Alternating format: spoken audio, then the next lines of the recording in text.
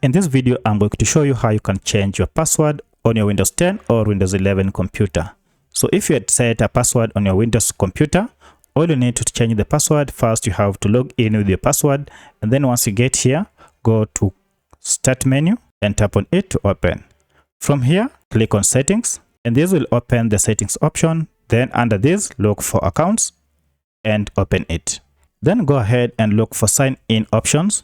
Tap on it to open, and then choose the type of security that you have on your computer. For my case, I have a password, and that's what I want to go ahead and change. So I'll go ahead and click on Password, and to change the password, tap on Change here. Then you'll have to enter your current password, and then click on Next. And then now here, enter your new password, then enter your hint, and click on Next, then Finish. So by doing that, you'll have successfully changed your password. So that's how you change your password on your Windows 10 or Windows 11 computer. If you have any other question, kindly let me know in the comment section. Otherwise, if this video was helpful to you, kindly hit the like button and subscribe to this channel to support me. Thank you for watching, and let's meet in the next video.